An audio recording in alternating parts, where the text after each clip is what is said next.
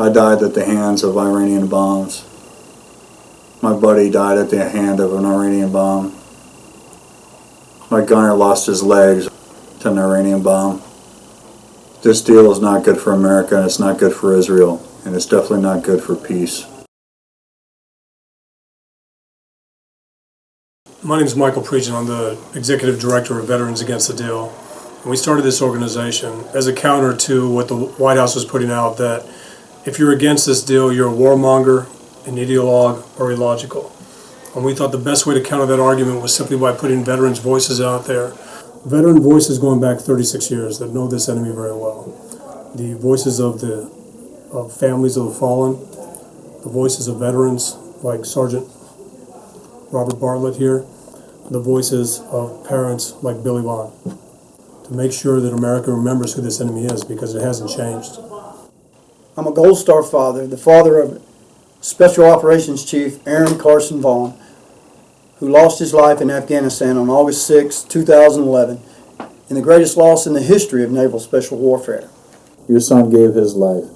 And Sergeant Brooks, he fought for this country and died for this country.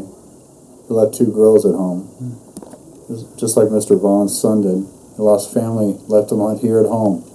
He gave the ultimate price. A lot of us did. However God calls you to do it, you must do something. Protest, call your friends. You can serve now by doing something. You can call your senator, you can call your congressman.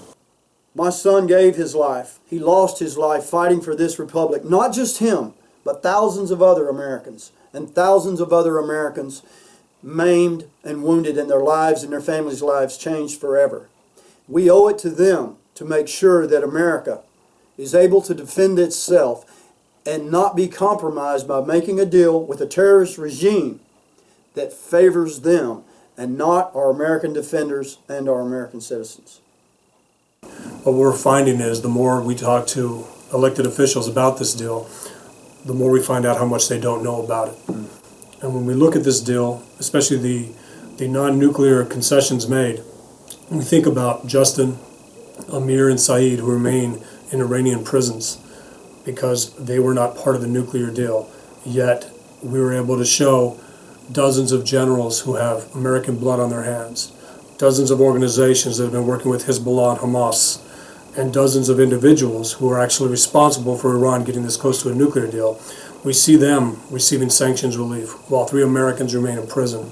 So the argument that this was solely a nuclear deal is a false one. Iranians have had American blood on their hands for years. To lift the sanctions and give $150 billion to continue their mission of killing Americans and Israelis does not make sense.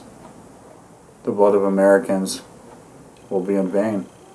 All those who sacrificed their life for this country doesn't make any sense.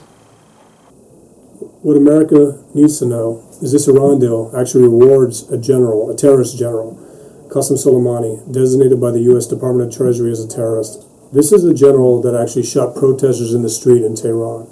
This is the general that put down Iran's revolution, Iran's spring, Persian Spring. He ordered his guys to kill protesters and imprison opposition leaders.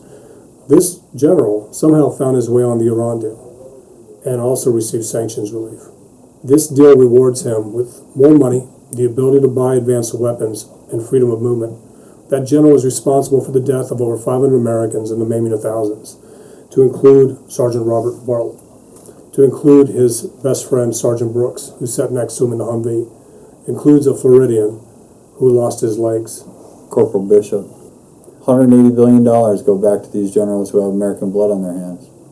As they have subjected our men and women to the dangers of Iran, now they want to subject American citizens to the same by doing anything they can to make this deal with an Iranian regime that continues to say how they hate America.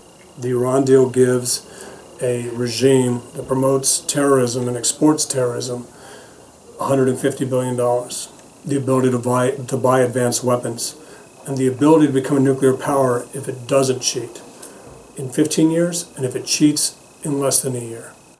My generation grew up under the threat of nuclear war from the Soviet Union.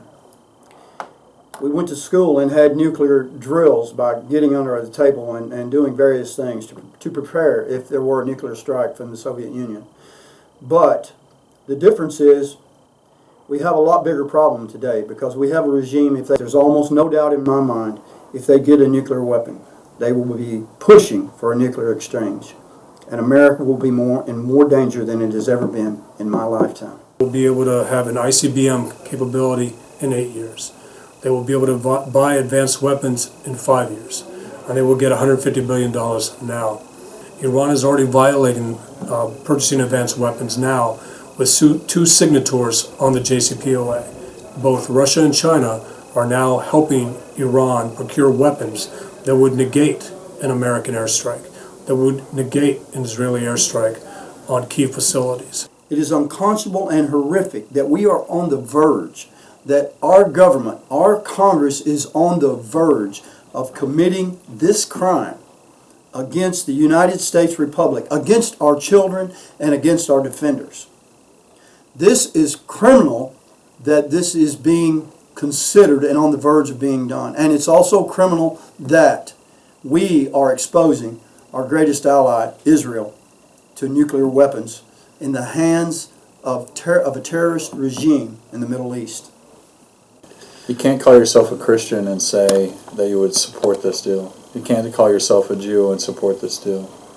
You can't call yourself a human being and support this deal, because this just emboldens the very people who are against life itself.